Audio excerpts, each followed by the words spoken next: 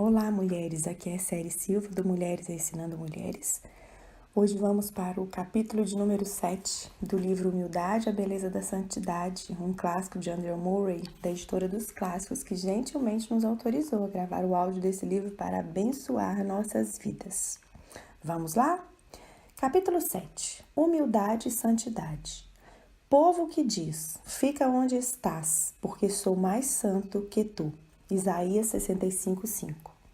Falamos sobre o movimento de santidade em nosso tempo e louvamos a Deus por isso.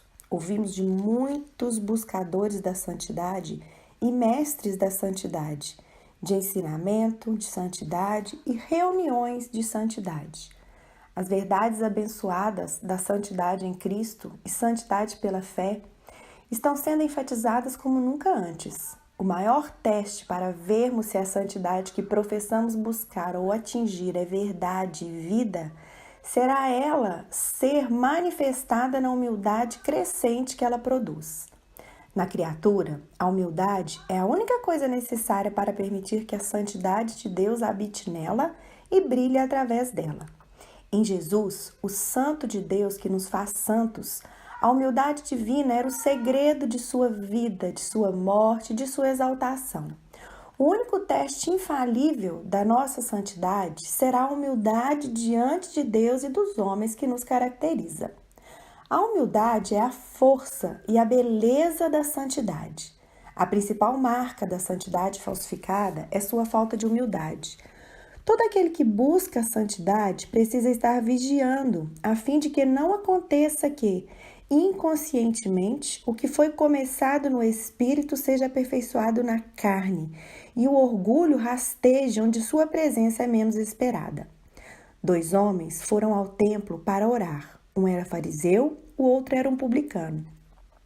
Não há posição ou lugar mais sagrado, mas o fariseu pôde entrar lá.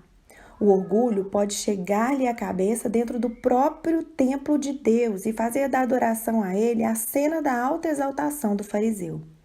Desde que Cristo expôs o orgulho do fariseu, este pôs a veste do publicano e o confessou de profunda pecaminosidade, bem como o que professava a santidade mais elevada deve estar alerta. Apenas quando estamos muitíssimo ansiosos para ter nosso coração como um templo de Deus, poderemos encontrar os 2 homens subindo ao templo para orar, e o publicano constatará que o perigo para si não é proveniente do fariseu ao seu lado, que o despreza, mas do fariseu interior, que elogia e exalta. No templo de Deus, quando pensamos que estamos no Santo dos Santos, na presença de sua santidade, vamos acautelar-nos do orgulho.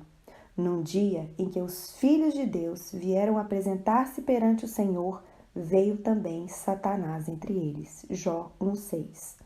Ó Deus, graças te dou, porque não sou como os demais homens, nem ainda como este publicano. Lucas 18:11. O ego acha razão para sua satisfação naquilo que é apenas o motivo para as ações de graças, nas próprias ações de graça que rendemos a Deus e na própria confissão de que Deus fez tudo isso. Sim, até mesmo no templo, quando a linguagem de penitência e confiança somente na misericórdia de Deus é ouvida, o fariseu pôde começar a louvar e, agradecendo a Deus, estar congratulando a si mesmo.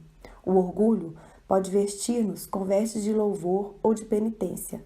Até quando as palavras "não sou como os demais homens" são rejeitadas e condenadas, o espírito delas pode também muitas vezes ser encontrado em nossos sentimentos e linguagem diante de outros adoradores e homens como nós.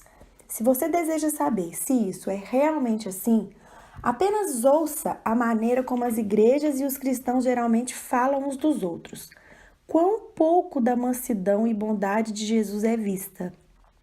Tão pouco é lembrado de que a humildade profunda tem de ser o princípio predominante do que os servos de Jesus dizem deles mesmos ou uns dos outros. Não há muitas igrejas ou assembleias de santos, muitas missões ou conferências, muitas sociedades ou comitês, até mesmo muitas missões nas distantes terras de idolatria, nas quais a harmonia tem sido perturbada e a obra de Deus impedida. porque os homens que são considerados santos provaram em suscetibilidade, precipitação e impaciência, em autodefesa e autoafirmação, em julgamentos severos e palavras grosseiras, que eles não consideram outros melhores que eles mesmos e que sua santidade não tem pouco da mansidão dos santos?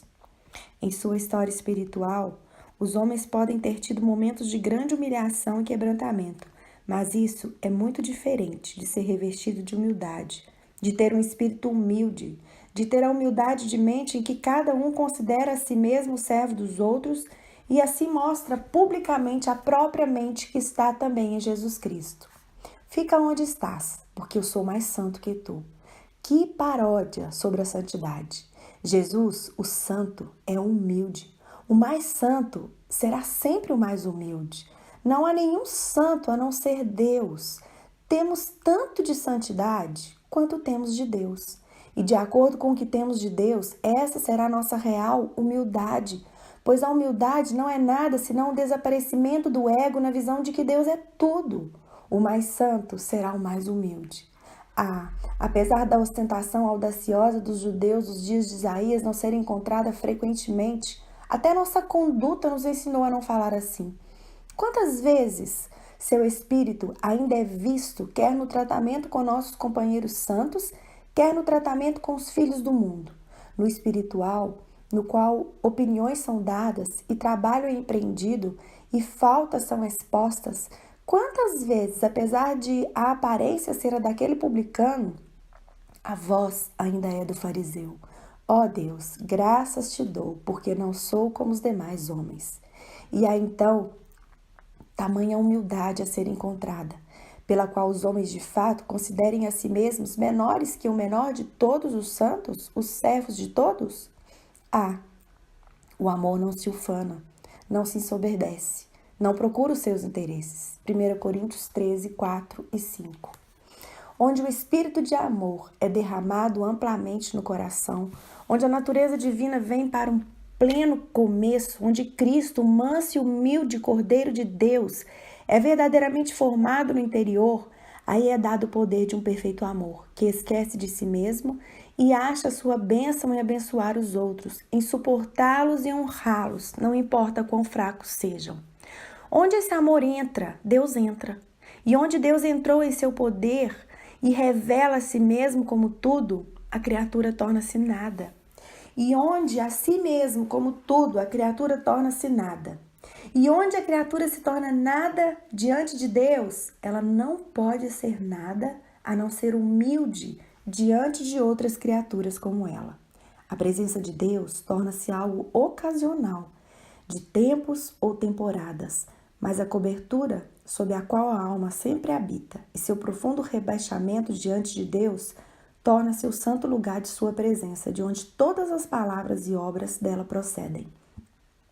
Que Deus nos ensine que nossas opiniões e palavras e sentimentos com respeito aos outros homens são o seu teste de nossa humildade diante dele, e que nossa humildade diante dele é o único poder que nos capacita a ser sempre humildes com os homens. Nossa humildade tem de ser a vida de Cristo, o Cordeiro de Deus dentro de nós. Que todos os mestres de santidade, quer no púlpito, quer na plataforma, e todos os buscadores da santidade, quer em secreto, quer na convenção, tomem cuidado. Não há orgulho tão perigoso, pois nenhum é tão sutil e traiçoeiro como o orgulho da santidade. Não é que o homem sempre diga ou sempre pense, fique onde está, sou mais santo que você. Não, na verdade, esse pensamento é tratado com aversão. Mas lá cresce inconscientemente um hábito oculto da alma que sente satisfação em seus feitos e não pode ajudar outros por ver quão avançada está em relação a eles. Isso pode ser recebido, não sempre numa especial autoafirmação ou autoexalação, mas simplesmente na carência daquela profunda auto-humilhação que não pode ser senão a marca da alma que viu a glória de Deus. Isso revela a si mesmo, não apenas em palavras ou pensamentos, mas num tom, numa maneira de falar de outros, na qual aqueles que têm o dom de discernimento espiritual não podem fazer outra coisa a não ser perceber o poder do ego. Até o mundo, com seus olhos penetrantes, observa isso e aponta para isso como uma prova de que o professor de uma vida celestial não produz nenhum fruto celestial especial. Ó irmãos, vamos nos acautelar. A menos que façamos com que cada avanço no que pensamos ser santidade corresponda ao crescimento da humildade, perceberemos que temos nos deleitado em belos pensamentos e sentimentos, em atos solenes de consagração e fé, enquanto a única marca segura da presença de Deus, o desaparecimento do ego, esteve o tempo todo ausente. Venham e vamos fugir para Jesus e esconder-nos nele, até que sejamos revestidos com sua humildade. Somente isso é nossa santidade.